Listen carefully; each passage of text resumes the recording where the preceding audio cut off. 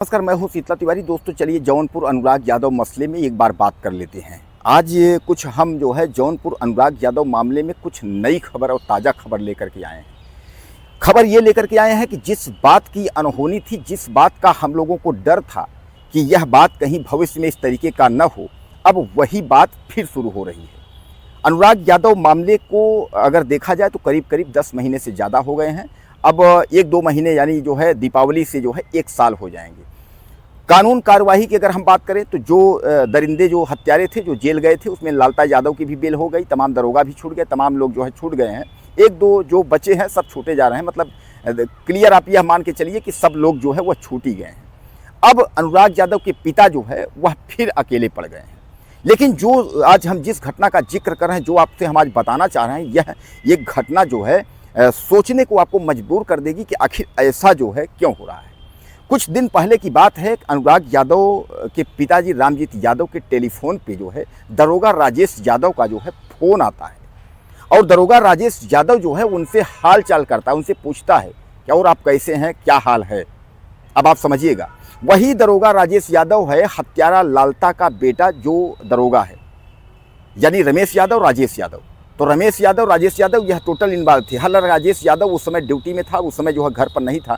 फिर भी जो है इसका जब चेक किया गया डिटेल तो पता चला कि यह जो है तमाम इन लोगों से बराबर बात कर रहा था और इनके सरेंडर तक जो है यह बात, इसके CDR से जो है यह पकड़ा गया था। यह भी जेल में गया था। उसके बाद हाई कोर्ट ने इसको बेल दे दी थी, तो यह छूट गया था।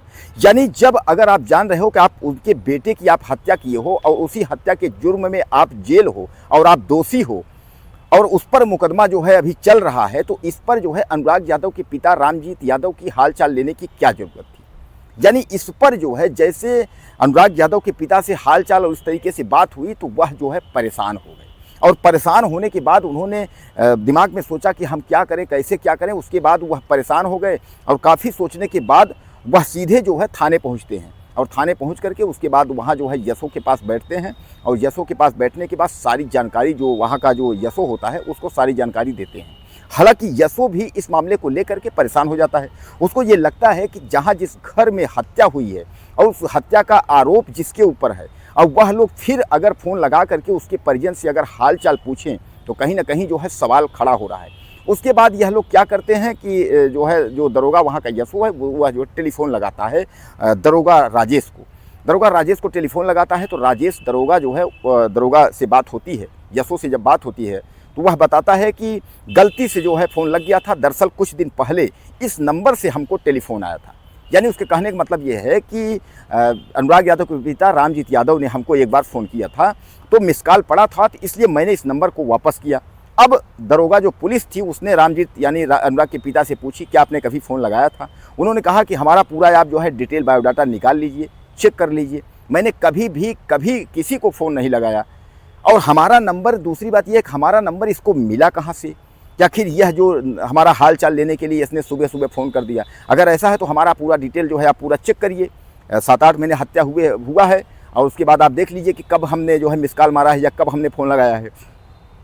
हालांकि दोस्तों इस बात को लेकर के जो है अनुराग यादव के पिता रामजीत यादव घबरा गए हैं।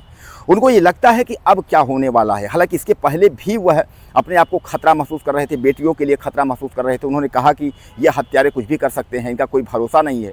तो जहाँ एक और लालता की जमानत हो गई, यानी अनुराग यादव का जो मुख्य हत्यारा है, जो लालता यादव है, उसकी बेल हो गई है, वो बाहर है, तो वहीं दरोगा राजेश यादव भी बाहर हो गया है, रमेश भी बाहर ही आने वाला है। यानी कहने तक पर हत्यारे जहाँ बाहर आ गए हैं, ऐसे में रामजीत यादव यानी अनुराग के पिता के पास इन हत्यारों का टेलीफोन आना और उसके बाद हाल चाल पूछना, यानी कहीं ना कहीं एक जो है गंभीर जो सोचनीय जो बात है, इसका जो है बहुत अजीब दिख रहा है कि आखिर यह लोग अब क्या चाहते हैं, या इस तरीके से ये लोग टेलीफोन करके और उसके बाद जो है हालचाल क्यों कर रहे हैं, इनके दिमाग में क्या चल रहा है या उनसे क्या पूछना चाहते थे। तो दोस्तों इस बात को लेकर के जो है अनुराग यादव के पिता रामजीत यादव काफ़ी परेशान हो गए। हालांकि उन्होंने पुलिस को जो है इन्फॉर्म किया है, पुलिस को उन्होंने जानकारी दी है कि इस तरीके से है। पुलिस ने भी इस मामले को जो है संज्ञान लिया है। पुलिस ने बात करने की भी कोशिश की, पुलिस ने राजेश दरोगा से बात भी की। अब उसमें यह कहा जा रहा है कि रामजीत यादव ने पहले फ़ोन किया था, उसके बाद हमने जो है उनको वापस फ़ोन करके जो है उसके बाद हाल चाल ली है। तो इससे जो है रामजीत यादव यानी अनुराग के पिता जो है वो घबराए हुए हैं। अब दोस्तों आप लोग कमेंट करके बताइएगा कि आखिर एक बार हत्या करने के बाद जो है यह हत्यारा परिवार अब क्यों टेलीफोन करके और उनसे हालचाल, यानी अनुराग के पिता रामजीत यादव से क्या हालचाल ले रहा है, जिसके बच्चे का तुमने जो है 17 साल का जो है ताइक्वांडो खिलाड़ी 11वीं कक्षा में पढ़ता था, कुछ भी उसको जानकारी नहीं थी। ज़मीन के मुकदमे के चक्कर में जो है उस बच्चे का गला काट करके तुम लोगों ने हत्या कर दी। आज उसी के पिता को जो है आप फ़ोन करके उसके बाद आप जो है हाल चाल ले रहे हो कि क्या हाल चाल है।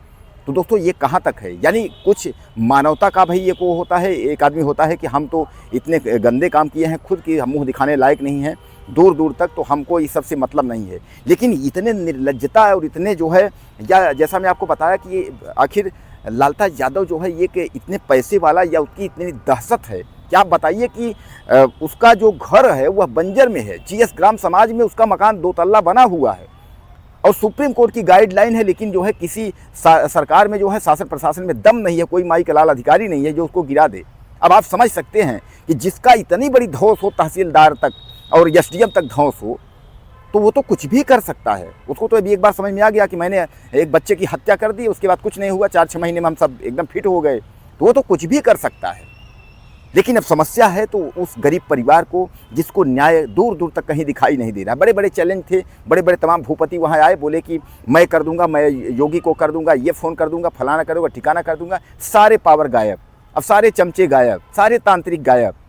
तो दोस्तों कहने का तात्पर्य ये है, कहीं किसी के साथ घटना जब हो जाती है तो वहाँ मज़ा लेने के लिए और वहाँ जो है अपना फ़ोटो खिंचाने के लिए, वाहवाही करने के लिए तमाम लोग आते हैं।